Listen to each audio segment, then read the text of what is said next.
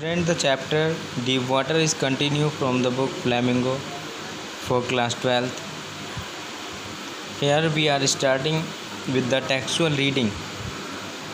So student, listen carefully and follow all the words and hard words and useful words and note them down in your notebook, and also note down their similar meaning like synonyms and their opposite as well like antonyms. So here student, my introduction to the YMCA swimming pool revived unpleasant memory and stirred childish fear, but in a little while I gathered confidence. तो narrator यहाँ पर कह रहा है कि उसका जो confidence था या इंट्रोडक्शन था वो अनप्लीजेंट मेमोरी के साथ में YMCA स्विमिंग पूल पर हुआ था, और इसने जो है उसके बचपन का जो चाइल्डिश फियर था, बचपन का जो डर था, उसको दोबारा से ताज़ा कर दिया। But in a little while, लेकिन कुछ ही समय में आई गैदर्ड कॉन्फिडेंस, मैंने अपना विश्वास और मेरा उत्साह जो था वो मैंने फिर से गेन किया। I paddled with my new water wings, मैंने अपने न्यू वाटर विंग के साथ कुछ जो है पैर चलाए।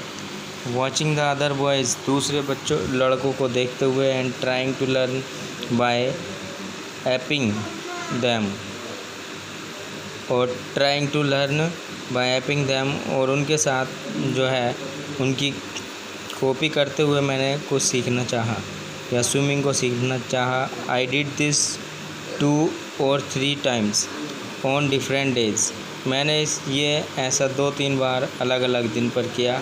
And was just beginning to feel at ease in the water when the misadventure happen. और नरेटर यहाँ पर कह रहा है he did 2 or 3 times on different days, उन्हें ऐसा जो है अलग अलग 2-3 दिन ऐसा किया। और was just beginning to feel at ease, और लगभग ऐसा महसूस होने लगा कि वो उसके लिए आसान सा हो in the water. When the misadventure happen, जब ही जो है एक घटना हो जाती है। I went to the pool when no one else was there,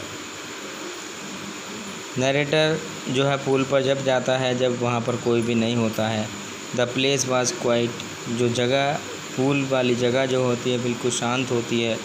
the water was still, पानी भी शांत है। And the tiled bottom was as white and clean as a bathtub, और जो टाइल्ड बॉटम थी यानी जो पूल था उसकी जो बॉटम थी वो टाइल से बनी हुई थी, और वो बिल्कुल वाइट दिखाई पड़ रही थी जैसे कि बाथटब हो, इस तरह से वो साफ़ नज़र आ रही थी। I was timid about going in alone, मैं अकेला जाने से थोड़ा सा घबरा सा रहा था।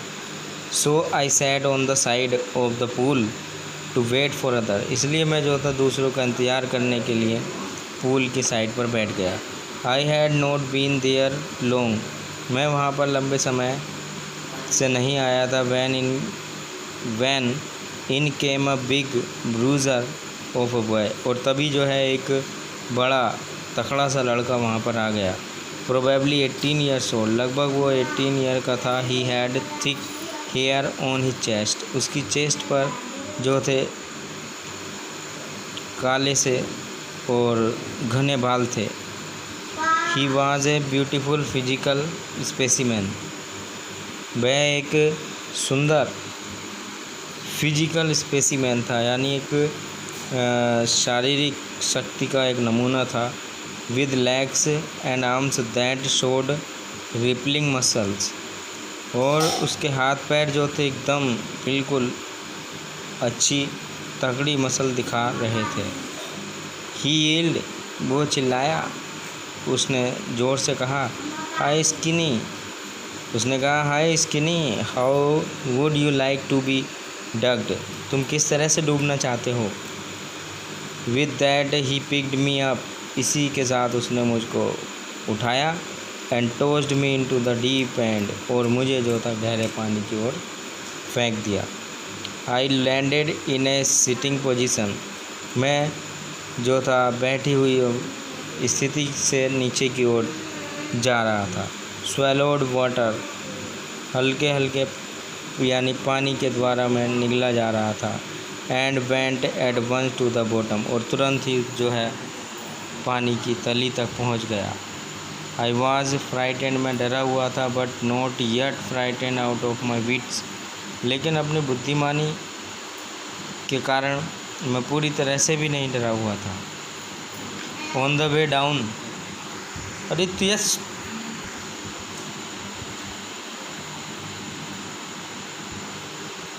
On the way down I planned, रास्ते में नीचे जाते हुए मैंने योजना बनाई। When my feet hit the bottom, जब मेरे पैर तली पर पड़ेंगे तो मैंने तभी जो है एक योजना बनाई। I would make a big jump, मैं वहाँ से एकदम ऊपर की ओर उछलूँगा। कम टू द सरफेस, और सरफेस तक आ जाऊँगा। लाई फ्लैट ऑन इट, और वहाँ पर आकर सीधा सा लेट जाऊँगा। And paddle to the edge of the pool, और पूल की जो एज है, किनारा है, उसकी ओर मैं पैर मारता हुआ पहुंच जाऊंगा। It seemed long way down, और नीचे जाते हुए मुझे जो है बहुत ज़्यादा लंबा रास्ता दिखाई पड़ा।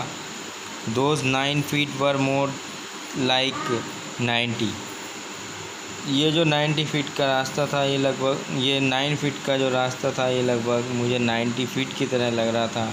And before I touch bottom my legs were ready to burst, और इससे पहले कि मेरे पैर जो थे, जो पूल था उसकी तली तक पहुंचते, उसको छूते, वो जो है रेडी टू बर्स्ट, उनमें ऐसा लग रहा था जैसे वो फटने वाले हैं, उनमें दर्द, बहुत ज़्यादा दर्द हो रहा था। But when my feet hit bottom, लेकिन जब मेरे पैरों ने बॉटम को छुआ, आई summoned all my strength and made what I thought was a great spring of words, और मैंने पूरा ही अपना जो पावर थी, शक्ति थी, उसको इकट्ठा किया, पूरा जोर लगाया। And made what I thought, और वो मैंने किया जो मैं सोच रहा था, was a great spring upward, मैंने तेज़ी से ऊपर की ओर उछाल लगाई। I imagined I would bow to the surface like a cork, मैंने कल्पना की कि मैं जो हूँ, जो सरफेस है, वाटर सरफेस है, उस पर एक कॉर्क की तरह उछल कर आऊँगा। इंस्टीड, लेकिन इसके बजाय आई केम अप स्लोली, लेकिन मैं बहुत धीरे धीरे ऊपर को आया। आई ओपन माई आइज़, मैंने अपनी आँखें खोली। एंड सो नथिंग, और मुझे कुछ भी दिखाई नहीं दिया। But water that had a dirty yellow tinge to it, और केवल पानी ही पानी, और वो भी हल्का सा येलो कलर का दिखाई पड़ रहा था। आई ग्रू पैनिकी, मुझे बहुत ज़्यादा बेचैनी महसूस हुई। I reached up as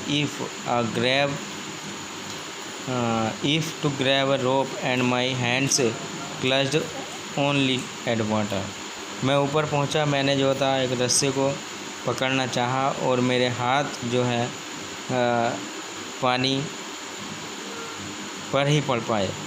I was suffocating, मैं बहुत ज़्यादा, मेरी सांस फूल रही थी। I tried to yell but no sound came out, मैंने जो है चीखने की कोशिश भी की, लेकिन कोई भी आवाज़ बाहर नहीं आई। Then my eyes and nose came out of water, तब मेरी आँखें और मेरी नाक पानी से बाहर आई। बट नॉट माई माउथ, लेकिन मेरा पूरा मुँह बाहर नहीं आ पाया। Now student, the remaining part of the chapter will be in the next video. Read the chapter again and also note down the comprehension questions related to the video. Thank you for watching.